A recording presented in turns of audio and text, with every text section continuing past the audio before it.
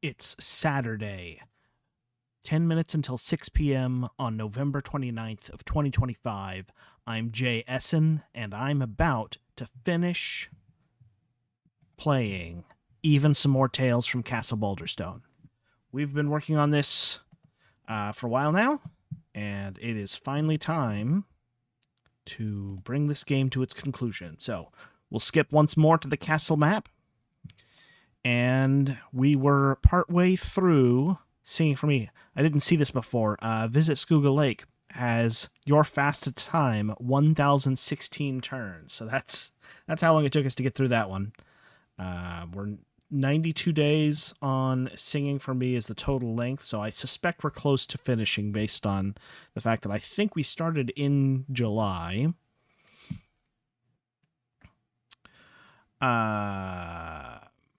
Would you like to hear a bit of history? Not really. We played through all this already.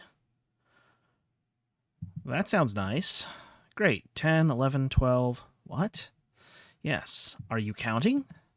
Oh, I didn't mean to say that out loud. Sometimes I count when I'm walking. Why?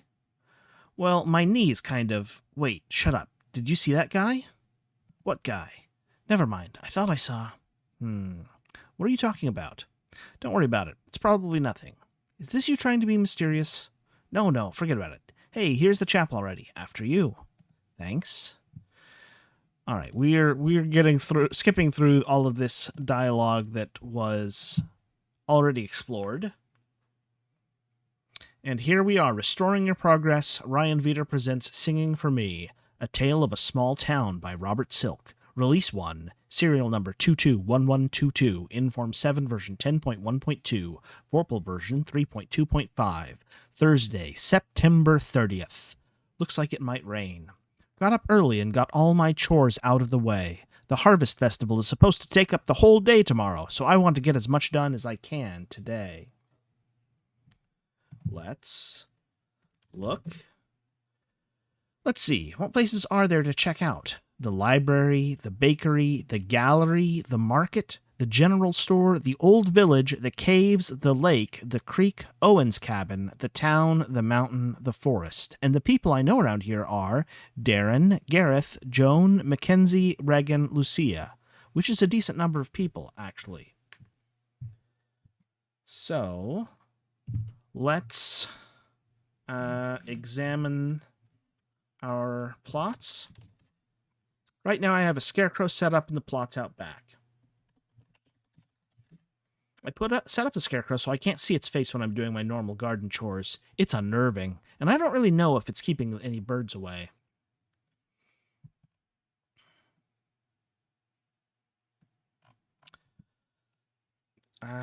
Let's examine the town. The little burg of Essen seems basically the same as when I left it, but I've heard that's not possible. Everything changes. That's one of the things you learn at college. So I guess I should be suspicious. Let's walk in town. I went on a little hike through Essen today. I saw Regan. We had a nice normal conversation, but there was a subtext to it. We share a secret now, although I'm still not sure what that secret is. I got in a good sidewalk hike, then I hiked home. Friday, October 1st. Dear Diary, you'll have to excuse my penmanship. I'm not used to writing with my left hand. The Harvest Festival was today. Regan and I headed out to the festival grounds before the sun was even up. For once, I wasn't the last one to show up. Darren and his wife arrived a little bit after us. Darren was very quiet. There was a big table set up in the middle of the festival grounds, but the mayor had us all assemble at the edge, looking across the field into the forest. It was just like the Starlight Festival, when Regan and I went walking into the woods. I almost started to wonder if we'd see her and me coming back out of the trees. Then a noise came out of the woods that made everyone stand up straight. It was a ringing, buzzing, a drone, almost a song. The droning got louder, and gradually we saw the thing that was making the noise. It had bright red eyes and skin that glistened like emeralds. It had huge wings like stained glass, but it crawled on long, bristling legs. Its mouth... The mayor called it the Walled Grave. He went out in front of us and welcomed the Walled Grave to the Harvest Festival. thanked it for protecting us over the past year. He hoped it would find our offerings pleasing. The Waldegrave stopped buzzing. I have monitored your performance from deep below, it said. My agents have observed you day and night and have reported to me all that they have seen. Their reports are not encouraging. And then it made a screeching, coughing noise. I have little faith that this year's harvest will meet my expectations, but we shall see. It beckoned vaguely with one of its legs, and the mayor pointed out the first person to come forward. It was Joan. She walked up to the table with a big basket of breads and pastries. She put it on the table, and then she produced an envelope and set that down as well. Then she took a step back. The Waldegrave snatched up the basket and swallowed it in a single gulp, and then it swallowed the envelope. Joan hurried away, and the mayor summoned someone else. One by one, everybody made their offerings. Eventually, I figured out which couples the mayor was saving for last. Regan and I got called up before Darren and his wife. It was only when the mayor locked eyes with me that I realized I didn't have anything prepared. My stomach felt like it was caving in on itself, but Regan had an envelope ready. She grabbed my hand and led me up to the table. And what does Elison's beloved son offer as tribute? The Waldegrave asked. I tried not to look it in the eyes, but I couldn't help myself. I couldn't think. Regan placed the envelope on the table. $632, she said. All our money. As expected, the Waldegrave chittered, the child's offering is insufficient. And it pitched up the envelope and swallowed it. I will correct this, it said. With the same claw, it dragged Regan around her waist and lifted her over the table. All at once, I realized what was happening. I think I screamed something, and I jumped on the table. The Waldegrave grabbed my arm in another claw. You've been away for too long, it said. You need to learn some respect. And it bit off my hand. I don't know what happened after that. I woke up in the hospital. They say I'll be okay. I haven't asked what happened to Regan. The mayor came in and had a talk with me. He said he managed to smooth things over, but I need to do much better in the future, for the town's sake. I tried to tell him it wasn't fair, but he wouldn't listen. This is how things are done around here. I understand now why my parents wanted me to get out in the world. They wanted me to move somewhere far away, start my own family, make my own destiny. But I came back. My hometown needed me. I'm here now. I have to do my best. The end. Click here to continue. Silence reigns for a moment as Robert Silk closes his notebook. And now applause fills the East Chapel. But there is a flavor of uncertainty in this applause, a certain tentativeness, a soupçon, if you will. Robert Silk detects this flavor. He accepts it stoically. He stands with feet planted firmly, stalwart against the tide of dissatisfaction that rises even now before him. He will wait for his hesitant ovation to subside, and then he will thank us for our kind attention, and then he will bid us good night. He will not open the floor for questions. How do you know? I have been to a bunch of these convocations. 8, I think. I have become a connoisseur of applause. How did you like the story? It was kind of long. The ending came out of nowhere. It was confusing, or I have a lot of problems with it. I feel like the ending kind of came out of nowhere, but that's more our own fault for terminating on September 30th on the last play session. I think it would have flowed a bit more naturally if I hadn't inserted that interruption.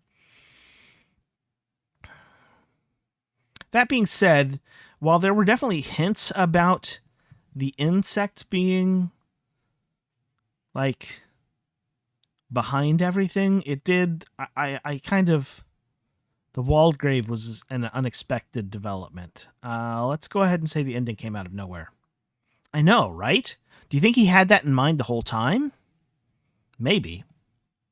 You never know, I guess. Because what if he wanted the ending to come out of nowhere? Can you plan an ending that looks like it was totally unplanned? Oh, he's talking. Great. I thank you all for your kind attention, Robert Silk intones. Are there any questions? Oh. A forest of hands sprouts up. Robert cranes his neck. He points at someone in the back.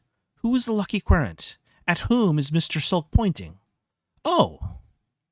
Where did that ending come from? We are the ones asking our question. Robert nods. I anticipated that the story's conclusion may seem abrupt, disconnected, or nonsensical, he admits.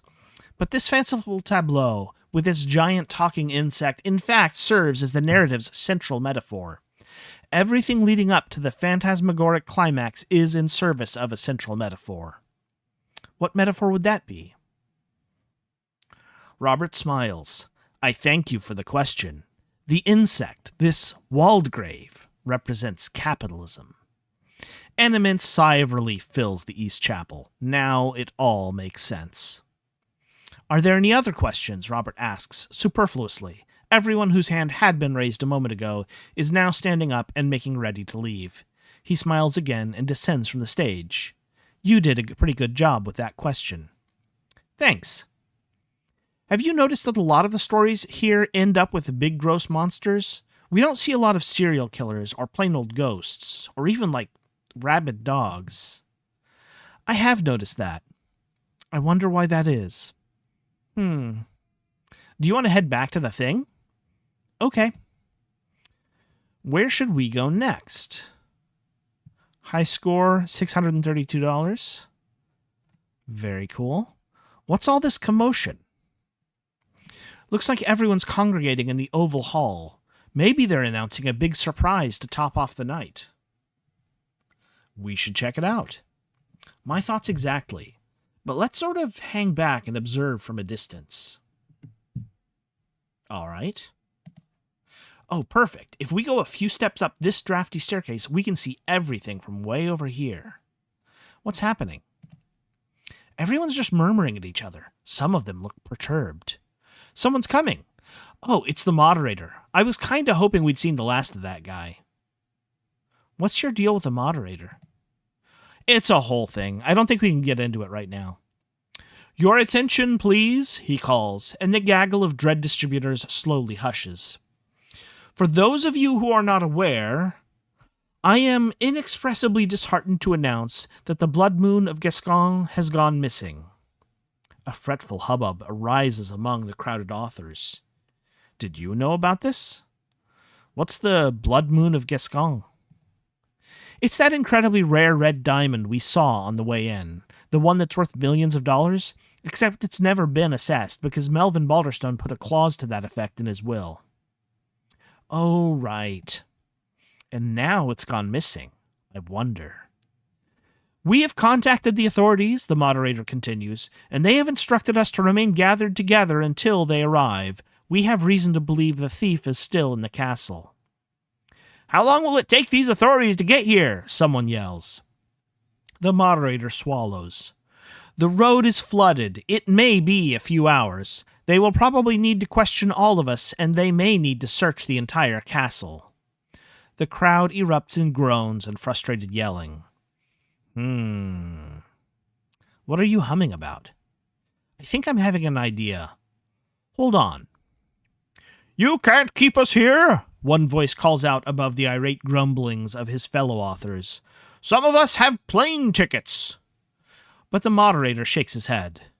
We've already sealed the exits. It is imperative that all of us remain accounted for until the investigation is concluded. Can they really seal the exits? Oh, definitely. This castle is like a fortress. I was just downstairs waking up the staff, the moderator continues, and they are now in the process of procuring snacks, hot chocolate, extra couches. Snacks. I wonder if... Are you even paying attention? I'm trying to think. We're going to get in trouble if we don't head over there. We're fine. They still don't know we're missing. And if they catch us, what are they going to do? Search us for diamonds? The thing is... What is the thing? I have a hunch. And that hunch is? I'll explain on the way. Let's get going. Where? But I apparently am unable to answer your question, for I am already rushing up the drafty spiral staircase, up into the storm-racked heights of Castle Balderstone. You scramble after me, confused, bewildered, lost. Fortunately, I am waiting for you on the next floor. You need to keep up with me. There's no time to lose. Please explain what you're doing. Gladly. As we rush through a nameless gallery, the torrents of rain outside muffling our footfalls, I will explain to you all of my thoughts, starting, as is customary, at the very beginning. You see, we masters of the horror genre have held these conferences at Castle Balderstone for the past 200 years. You don't have to go that far back. You're right. This story begins in the 20th century, in the decade of the 1990s. It was during this decade that the proceedings here in Castle Balderstone experienced a sudden influx of Christmas-themed horror stories. What? Why? I have no idea. This was long before my time. But I'm led to understand that the authors found it very frustrating. All these stories, all related to Christmas or winter holidays, for several years in a row. That sounds awful. Exactly. It was awful enough that the senior members of the conclave issued a declaration to the effect that Christmas-themed or Christmas-adjacent stories were banned from Castle Balderstone forevermore. A sudden crack of thunder punctuates this grim revelation. Do you have to walk so fast? There is no time to waste. Didn't I say already there was no time to waste? Anyway, the shadow of Christmas-themed horror passed from over Castle Balderstone, and the dark days of the mid-90s were not spoken of for many years. I was first admitted to the conclave in 2013, after I self-published what has been called the scariest book in the English language, and the next year, in 2014, we welcomed for the first time an author named Seth MacLean. What book did you write? Which should probably refer to Motorcyclists, the book that Ryan Veeder wrote. That is neither here nor there. Time is of the essence, as I keep saying, as we ascend another staircase, and then another, always climbing further and further, higher and higher, into the storm. Your shins ache. There is a stitch in your side. Your breath is shallow. Well, if you'd slow down a little. I have already explained that we are in a hurry. Where was I? Seth MacLean. Right. Seth did not present a story at the 2014 convocation at Castle Balderstone, but he did make an impression. All his fellow authors agreed that he was, how can I put this, not Balderstone material. Does that include you? I had just barely graduated from being the new guy at this point. I didn't really get a vote. But, having been invited once, Seth was free to attend the convocation again the following year. And he presented a story. A chill wind whistles down the staircase, presaging a fateful revelation. He read you guys a Christmas story. Exactly. A terrifying Christmas story. A fairly well-constructed Christmas horror story from what I remember. Certainly there was nothing in the story itself to object to. But communities need rules for just this sort of situation. One of the senior members of the conclave pulled out the bylaws, and the board of directors concluded that Seth's festive story was grounds for dismissal. It probably bears mentioning that there was no reason he should have known about the rule. It hadn't been enforced or even mentioned in almost 20 years. Wow. So Seth punched a hole in a wall and took off. He showed up again a couple of years ago, I think. Maybe you were there. Do you remember that guy? I think so. Yeah, that was Seth MacLean. And I think I saw him earlier tonight. Remember? Why didn't you say anything? I didn't want to cause a bunch of drama, and I wasn't totally sure it was him. But you think you know where he is? Yes. And where is that? I believe that Seth has absconded to the castle's roof. Why would he be on the roof? Well, something occurred to me. You see, diamonds have what's called perfect cleavage. Okay. The storm lashes your face and pulls obstinately at your clothes as you emerge from the tower stair. The weathered pavestones of the castle roof are invisible under inches of water, pounded by incessant rain. All around are the hunched shapes of gargoyles, snarling contemptuously at the barbaric world below. Far, far below. A flash of lightning reveals a human form leaning over the railing, and immediately a burst of thunder rattles your overtaxed ribcage. Hello? Who's that? The figure turns. His bloodshot eyes meet yours, and his expression of rage becomes one of desperation and confusion. His full-length leather jacket is soaked through. His hand is clenched in a fist. Don't come any closer. What's that in your hand? With his other hand held out to keep you at bay, he unclasps his fingers, revealing the stone.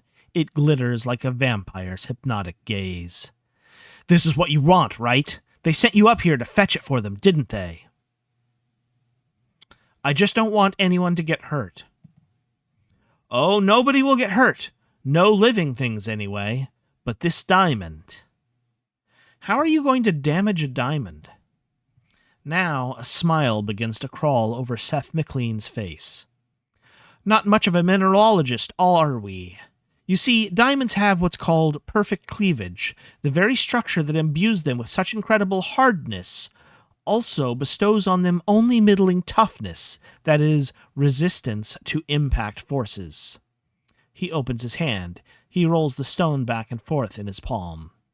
When I throw it over the side of the castle, the blood moon will crash into stone after stone, brick after brick, over and over.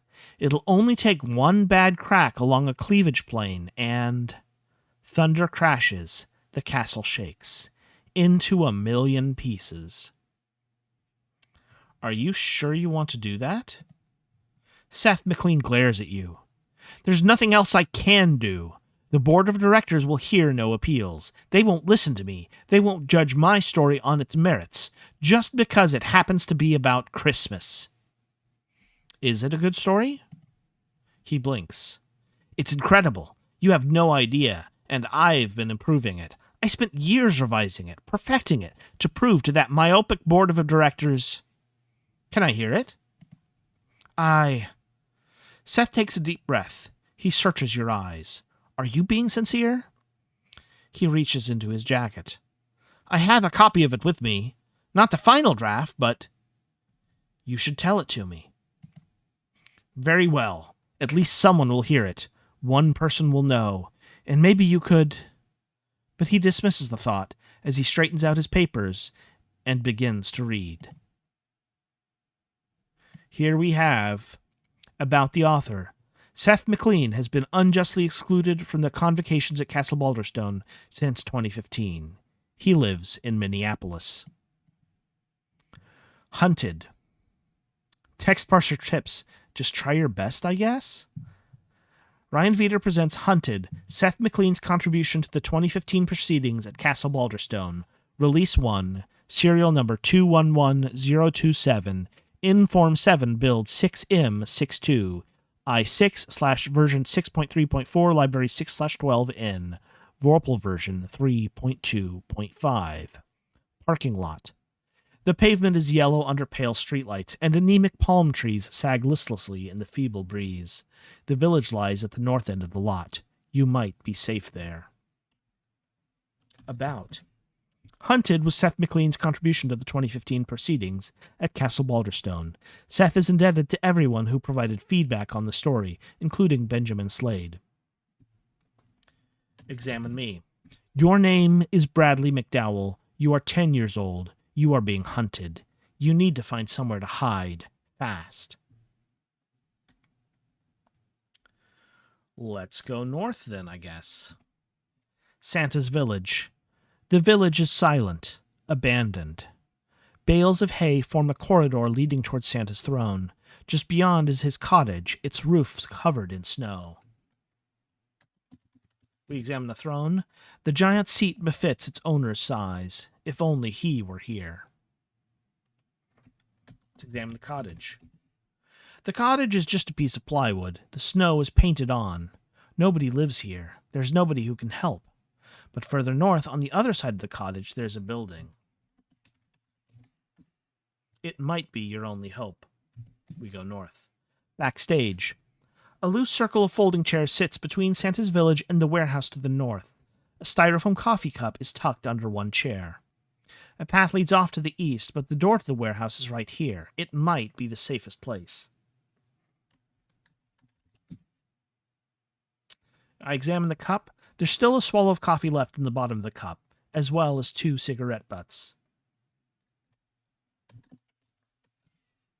I examine the chairs. There are 8 cheap chairs here. I examine the door.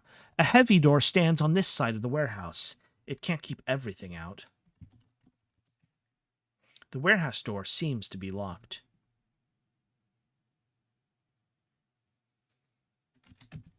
I'm not carrying anything. Let's try going to the east. Cage. A dark horn shape comes into view and you freeze. Then you realize what you're looking at, a reindeer asleep behind a chain-link fence. The warehouse entrance is west from here. A security booth is further east. I examine the reindeer. In the dark, from a certain angle, the reindeer looks like a pair of wicked antlers emerging from a black hole in the ground.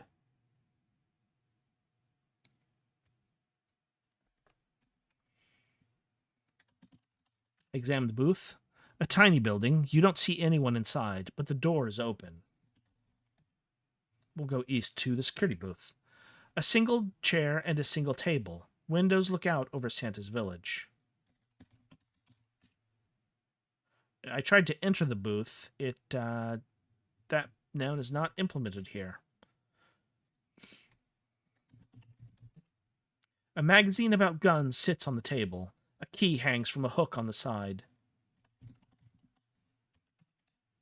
I took the key. I don't need the magazine. The teeth on this key are very sharp. We go west to the cage. A huge fly is buzzing around here somewhere. You can't see it. West again. Let's unlock the door. You unlock the warehouse door with a jagged key. We go in. Warehouse. Trees made of tinsel form a forest around you, dimly glittering red, green, and silver. Paths through the woods lead north and east. The way outside is south.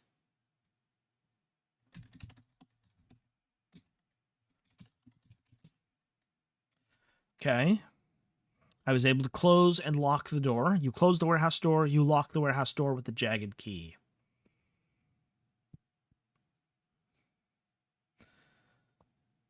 So we're in a warehouse? Yes. We're in a forest of fake trees. Okay. Let's try going east again. Warehouse. Snowmen of various sizes surround you, swaying softly, waving at nothing, their infernal fans all droning at the same frequency. You can see paths to the north and west. North to the warehouse. An army of 6-inch Santas covers the floor. Their glassy stares seem fixed on your ankles. There are few places where it's safe to walk. You can go east, south, or west. You go west again to warehouse. The path through the warehouse is lined with strings of lights blinking on and off lazily. You can continue east or south. You hear something scraping along the floor. I go east and east again. Hallway. A silent corridor runs east and west. Someone's office is through the door to the south. I went south, first opening the office door. The office door seems to be locked. Something snorts. This key doesn't fit the lock. We go further east. Warehouse. An unseen machine thrums noisily, and fake snow fills the air, melting and evaporating as it touches the floor. It's hard to see very far, but there seem to be ways out of the blizzard to the east, south, and west. South. Elves are peering at you from the corners. Paths lead north and east. Locker room. Beards hang from locker doors. Red trousers and black boots litter the floor. More articles of clothing are strewn over the long bench in the middle of the room. The warehouse extends to the north and west. A dark shape flitters out of view. Lockers? Some lockers are open, some are closed. The lumpy bag hanging in this one must be a fake stomach. Can I hide in a locker? Nope. None of these flimsy lockers would keep you safe for long.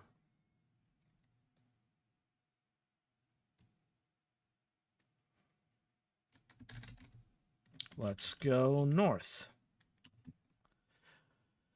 Warehouse. Colossal gingerbread men loom overhead, oblivious to the little kids skulking around at their feet. The rest of the building is west and south.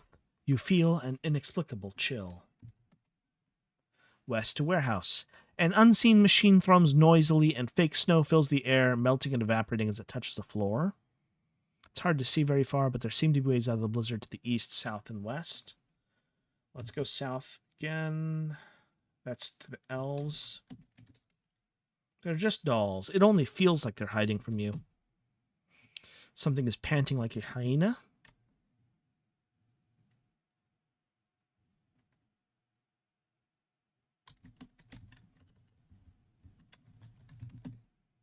Let's try searching clothing.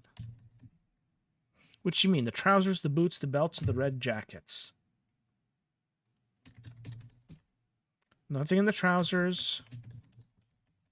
Nothing in the boots. Nothing in the belts. Nothing in the jackets. Red velvet slacks with white trim. They all look fairly sweaty. Patent leather boots. Some pairs are shiny, some are falling apart. Belts with gold buckles. Several red velvet coats with white trim. The nearest one is stained and threadbare.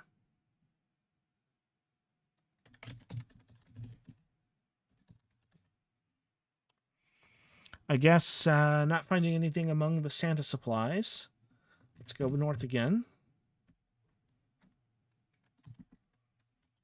Examine the gingerbread men. Giant man-shaped cookies, all standing stock still. Their icing eyes have yet to notice you. Here's that blizzard again. West to the hallway. West to the warehouse. Here's the army of 6-inch Santas. Here are lights. Each light seems to fade in and out on its own schedule, dappling your face with dozens of colors from all sides. Let's examine the Santas. Their smiles are painted on. There's nothing jolly about any of it. Let's go south to snowmen of various sizes surround you, swaying softly, waving at nothing, their internal fans all droning at the same frequency. You are close enough to the inflatable snowmen already. You can see past to the north and west.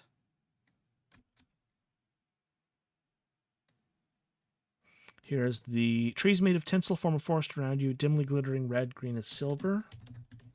Examine the trees. Dark spaces lurk between the trees. You duck between the trees, searching for a place to hide, but the artificial leaves rustle noisily with each step. Anything that couldn't see you in there could hear you easily. Let's go back outside to the south, I guess. I locked the door.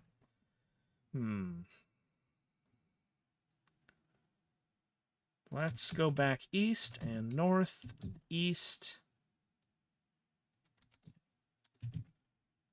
Can't open that with the key I have.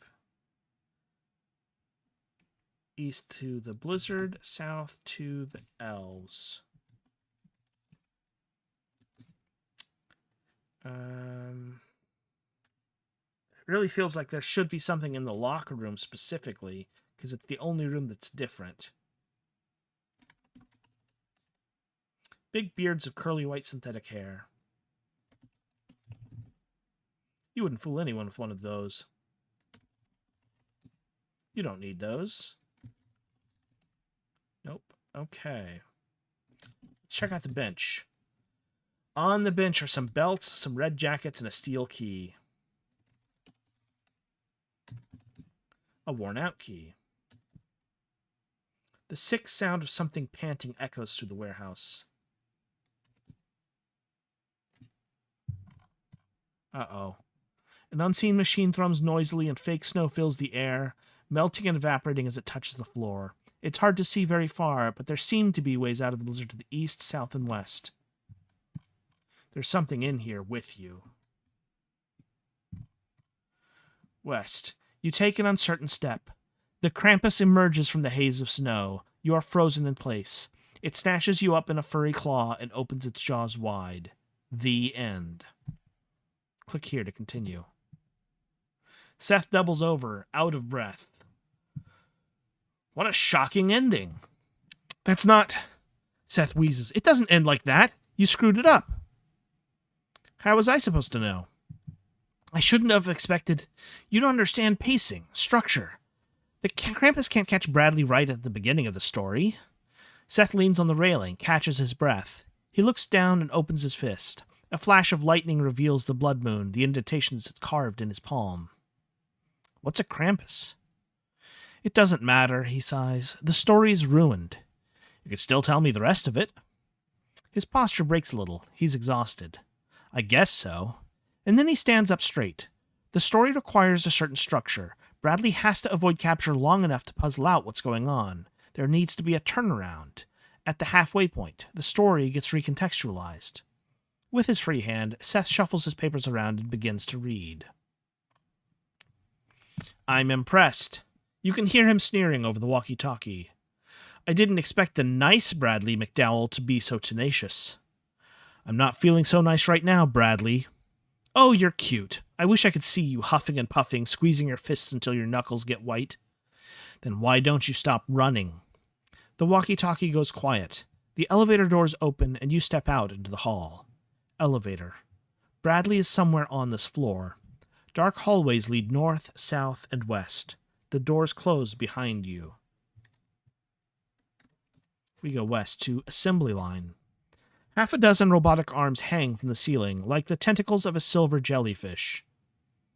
This time around, the text parser tips are, I have no idea. A conveyor belt leads here from the north. Another continues south from here. A hallway leads east. A dog-like doll arrives on the northern conveyor belt. One of the robot hands grabs it and places it on the metal slab in the center of the chamber. Why'd you need to get on the nice list so bad? Looks like you've got plenty of toys of your own. You know exactly why, Bradley's voice crackles. I had to get that Krampus off my back. You're carrying a walkie-talkie. Two robotic hands hold the doll's chest cavity open while two others pack it full of white stuffing. Did you ever consider getting off the naughty list by being nice? Nice is a liability in the business world. You wouldn't understand, Cub Scout.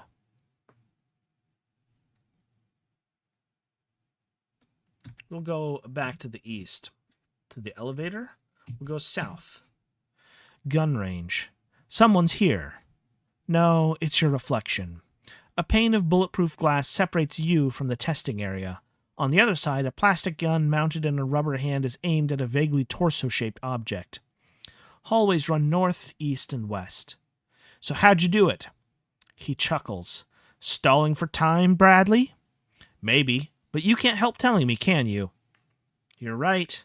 See, when I accessed Santa servers, I was looking to delete my record entirely, but when I searched for my name, another kid came up. A nice kid. So I thought, why get out of the game when I could trade up? Crisscross. Precisely. I just swapped our addresses.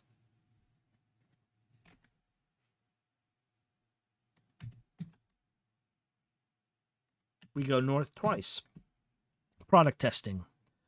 Glowing green eyes stare at you from every corner of the room. The place is full of cats. Plastic cats. Hallways lead east, south, and west. You bring the walkie-talkie close to your lips. You're very clever, aren't you, Bradley? Yes, I am. There's a burst of static. Then, silence. We go east. Flight range. The room is the size of a gymnasium. The floor is foam rubber. Thrumming above you, perhaps 100 quadcopter drones float in and out of intricate formations. There are exits to the south and west. South to the laboratory. An experiment is displayed under glass here. Hallways lead north and south, and a passage opens east into a larger chamber. I examine the experiment. A black squirt gun is mounted at one end of the case, pointing at a bullseye at the opposite end. The center of the bullseye is burnt away. Green goo dripping from the barrel of the gun has burned the bottom of the case. East to the catwalk. A narrow walkway stretches east into a giant warehouse. The laboratory is west. I go east, catwalk. The catwalk runs east and west, hanging over vats of bubbling liquid. Someone's up ahead. Catwalk. Bradley McDowell is here, cowering at the end of the catwalk. I examine. You stand over the other Bradley and inspect his features. He doesn't even look like you.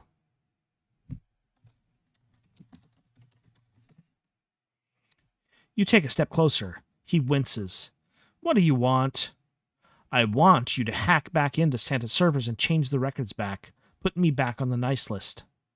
He shakes his head desperately. You don't understand. It's too late. Then call up Santa and tell him what you did. I can't, he sobs. I can't. The Krampus. You steel your voice. You can still make things right, Bradley. But he just shakes his head and whimpers.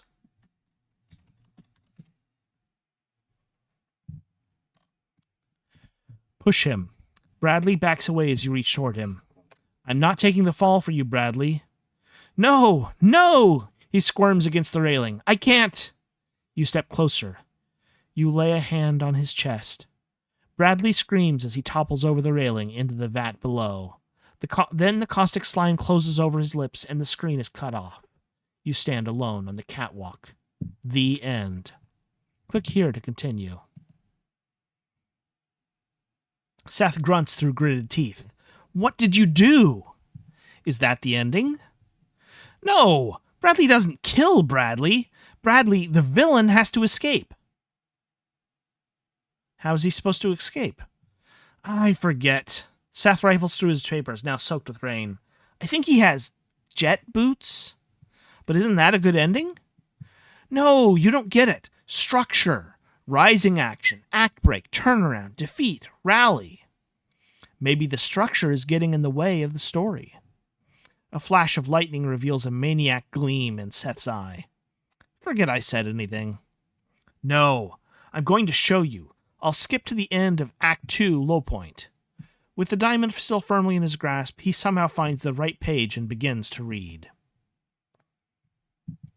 Text parser tips. Keep up the good work. Wasteland on the ground. Ice burns your bare face. I didn't realize, but Seth's about the author bio is also different. All Seth MacLean wanted to do was tell stories. He never asked for any special treatment. He's not trying to be a jerk. He's a normal guy. He has hobbies. He bakes. So yeah, there's more to see here if you're more thorough than I am. Ice burns your bare face. The cold is seeping into your bones. Stand. You don't have the strength to get up. And what would be the point? You'll probably freeze to death out here. 10 years old, but nobody cares. Inventory, you are carrying nothing. Everyone's turned against you. Your own family believes you're a naughty kid. They're probably glad to be rid of you. A penguin waddles by and prods you with its beak. I examine the penguin. Its beak jabs into your side. All you can do about it is grunt. And if the other Bradley gets his way, Christmas will be ruined for everyone forever. But there's nothing you can do about it. The penguin loses interest and waddles away.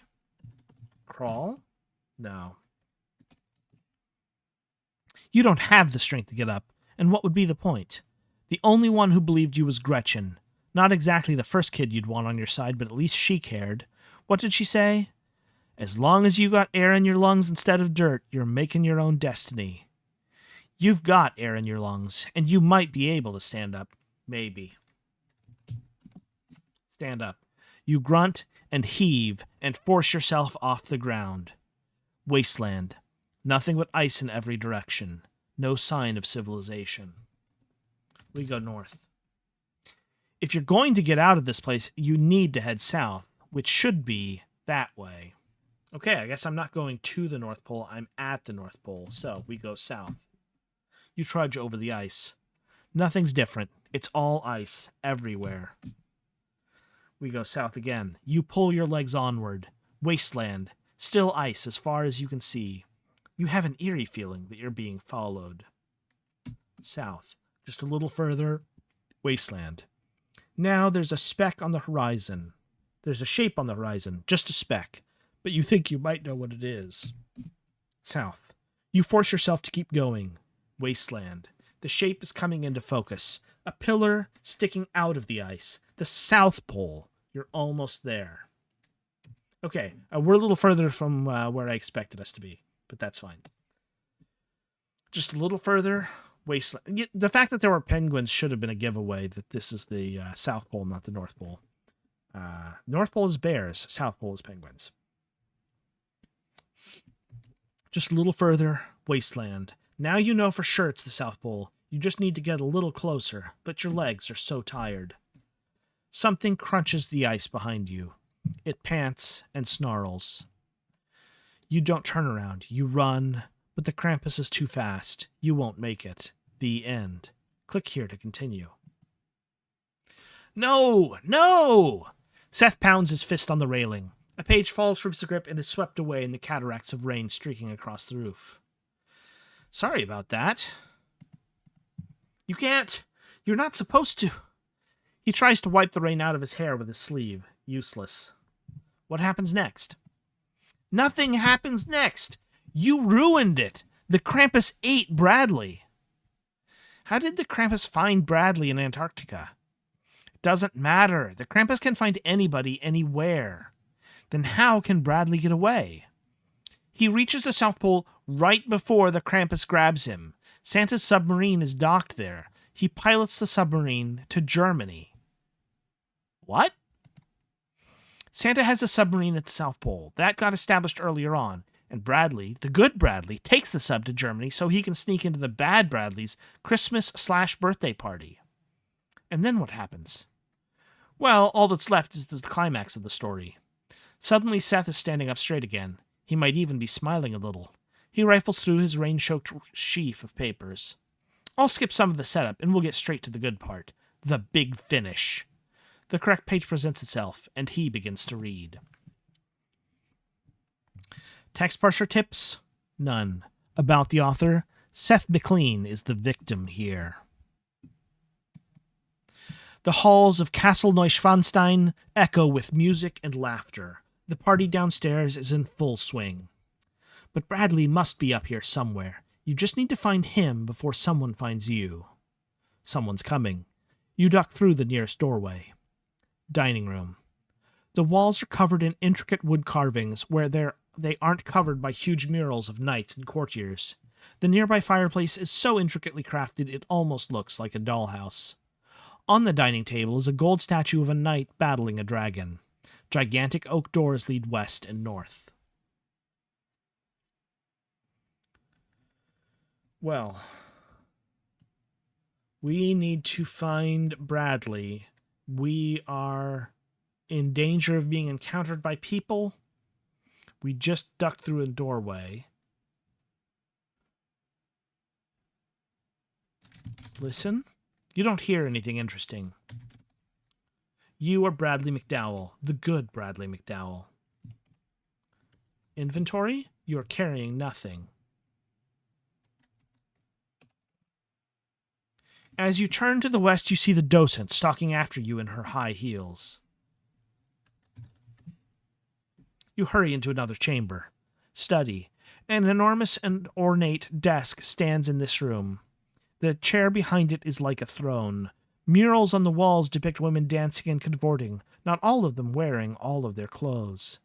The nearby cupboard appears to be made entirely of gold. Doors lead north, south, and east. Someone's getting closer. East? You turn down the east doorway and see the police. How did they find you here? You need to think fast. North. The way north looks clear. Bedroom. An incredibly intricate canopy bed takes up one corner, between murals of knights and princesses in love. Candles are mounted on all the walls. In place of a sink, this bedroom has a silver fountain shaped like a swan. The massive doors lead north, south, or west. West. As you approach the west door, you see the docent again. You step back. North. You escape through the north door. Grotto.